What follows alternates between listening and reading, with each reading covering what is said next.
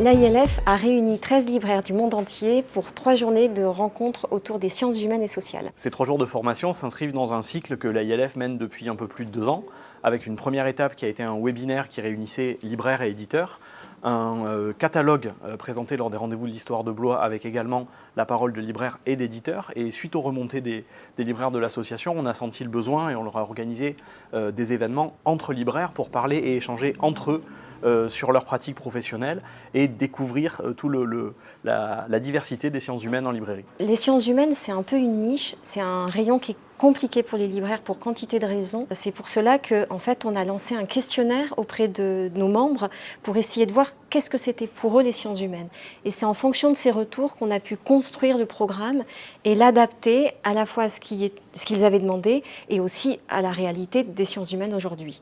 En tant que lecteur en sciences humaines, j'étais donc tout à fait avide d'informations sur les collections, les nouvelles collections des éditeurs et sur les nouveautés à apparaître à la rentrée dans le genre. Alors j'attendais pendant ces 3 journées que nous avons eues, un éclaircissement sur ce que sont réellement les sciences humaines. Alors quand j'ai reçu l'invitation, j'avais essentiellement 2 attentes. La première, c'était de découvrir le contenu des sciences humaines et sociales. Étant juriste de formation, c'est des questions qui m'interpellent. Mais au sein de ma librairie, je n'avais en termes de sciences humaines et sociales que le développement personnel que je proposais à mes clients. Donc la seconde attente, c'était de pouvoir m'enrichir des échanges avec mes autres confrères à Paris sur la question. Il y a eu 3 journées très différentes. La journée Page des libraires, c'est une journée où sont présentées les publications à venir en sciences humaines et sociales. Il y a à la fois des libraires qui ont lu les ouvrages, qui interviennent, mais il y a aussi des éditeurs et des auteurs. Et là, ce qui a beaucoup étonné nos libraires, qui étaient invités à notre programme, c'est de voir la qualité des interventions des libraires Page et de voir comment ils pouvaient parler de tous ces ouvrages et avoir ce regard global sur les publications à venir. Moi, j'ai retenu la qualité des interventions des libraires et lors des présentations d'ouvrages et qui, je pense, que valorise énormément la profession de libraire et équilibre le rapport entre les libraires et l'éditeur. J'ai appris que dans mon rôle de libraire, je pouvais faire découvrir à la clientèle des livres qui d'emblée semblent difficiles et compliqués.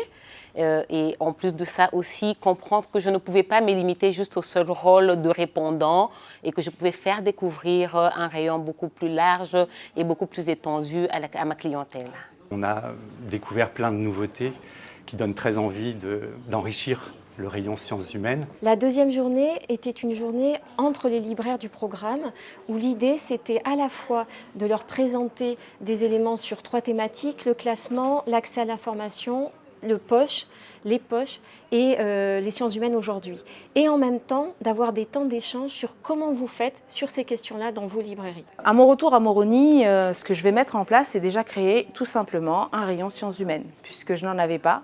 Tout était un peu mélangé en histoire, en bien-être, et là peut-être créer vraiment un rayon sciences humaines dédié à ces livres-là. Alors ce que j'ai envie de mettre en place lorsque je vais rentrer, c'est de m'approcher des universitaires, créer du lien avec eux, parce que ce sont des personnes qui réfléchissent justement sur ces questions de sciences humaines et sociales. La 3e journée était une journée de visite. On a rencontré des éditions du Seuil, on a visité la librairie La Vie Immédiate avec un atelier pratique, la librairie Erol, où nous sommes, et nous avons aussi eu l'occasion de visiter le Collège de France. Ce qui a été très marquant au cours de ces journées, moi je connaissais quasiment personne en vrai. Quelques-uns d'entre eux, on avait eu des échanges soit en ligne, soit juste par mail. Et ça a été de voir petit à petit un groupe sur 3 jours, mais un groupe se constituer, de voir les échanges prendre de la densité, de l'ampleur au fil des journées, et de voir que petit à petit, ils avaient de plus en plus de choses à échanger. Au début, on se regarde tous, on ne sait pas trop où on met les pieds. Et cette constitution de groupe, cet échange, qui est, je trouve, ce qu'on voulait réussir à faire vivre dans cet événement en présentiel tous ensemble, c'est peut-être une des réussites humaines et fécondes pour l'avenir de ces 3 jours. Ce que j'ai trouvé très intéressant, c'est que le rayon sciences humaines est un rayon qui est quand même compliqué parce que ça touche à des notions qui sont en lien avec l'actualité, avec des sujets sensibles. Et on sait que dans tous les pays dans lesquels ils sont, ces sujets-là ont des résonances plus ou moins importantes. Et déjà de voir que ces libraires sont prêts à faire une formation sur un sujet comme celui-là, où on sait que c'est une niche, où on sait que c'est difficile de trouver le lectorat, où on sait qu'il faut beaucoup de médiation, déjà c'est un signe de détermination de leur part de développer ce rayon. Et c'est vrai qu'après, moi j'ai trouvé aussi que c'était très intéressant de voir comment les uns les autres échangeaient entre eux et finalement se repositionner par rapport à leur propre manière de défendre leur rayon de sciences humaines. Et ça, c'est d'autant plus intéressant. J'ai l'impression que ça a réussi à lever tout un tas de barrières, et on est bien placé pour le savoir, en librairie en général et surtout pour les sciences humaines. Et j'ai l'impression qu'on a réussi à leur donner une impulsion, une entrée, je ne vais pas dire le courage parce que ce n'est pas ça la question, mais le petit truc, le petit déclic dont tu as besoin pour te dire quand tu reviens dans ta librairie, je vais m'y mettre, je vais faire ci, je vais faire ça. Bien sûr que c'est impressionnant, mais on peut rentrer dans des livres, il y a des façons de les lire, il y a des portes d'entrée et qu'on a trouvé à chaque fois, tous collectivement, comment se donner un peu de force, désintimider les sciences humaines, les adapter chacun à son contexte et s'en emparer. Et c'est ce qu'on veut faire tous dans nos librairies, avec les livres en général, avec nos clients, de dire le livre c'est pour tout le monde. Et que nos libraires eux-mêmes se disent les sciences humaines c'est aussi pour moi, je vais y aller à ma façon, je vais les travailler à ma façon, avec ma clientèle. Je pense que ça c'est déjà une belle réussite, au-delà des contenus, au-delà des bibliographies. Cette impulsion-là, je pense qu'elle est forte et qu'elle était utile. Il y a certains libraires qui se sont dit finalement, j'en fais déjà des sciences humaines, donc finalement je ne suis pas à côté de la plaque parce que beaucoup sont venus en étant un peu intimidés, en se disant « Ouh là là, est-ce que j'en fais pas ?» Donc ça déjà, j'ai trouvé intéressant que certains se disent « Ah ben j'en fais sans le savoir ». Ça c'est la première chose. La deuxième chose, c'est que je pense qu'en fait, il y avait toute une réflexion sur est-ce que c'est le découpage classique, philo, socio, anthropo, etc. ou est-ce qu'on peut associer développement personnel ou pas. Ça, en fait, on a désacralisé tout ça en disant en fait, ce qui compte, c'est de pouvoir parler des enjeux de la société d'aujourd'hui. Les sciences humaines, c'est pouvoir parler de l'actualité, de l'écologie, de la situation des relations humaines dans le monde. Et en fait, qu'on ait un livre de fiction ou de documents, on en parle de ça. Et je pense que ça a permis aux libraires finalement aussi de se sentir plus à l'aise avec ce rayon et de se l'approprier. Parce que c'est vrai que souvent, c'est associé à un lectorat, soit universitaire, soit déjà très expert. Et donc, ça fait que le libraire, il se sent un peu intimidé. Alors que là, j'ai l'impression qu'ils se sont sentis moins intimidés sur un rayon qui est un peu élitiste.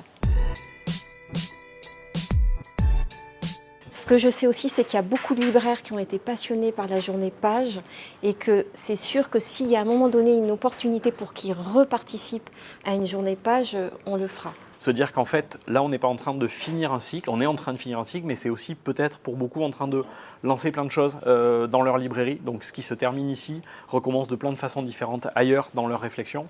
Et c'est une belle façon de finir, du coup. Je remercie Jérémy Banel, sans qui on n'aurait jamais pu faire ce programme, Philippe Goff, avec qui on a travaillé sur le programme depuis le début, mais aussi tous les partenaires financiers, à savoir la SOFIA, le Centre français pour la copie, la Fondation Michalski, le Centre national du livre.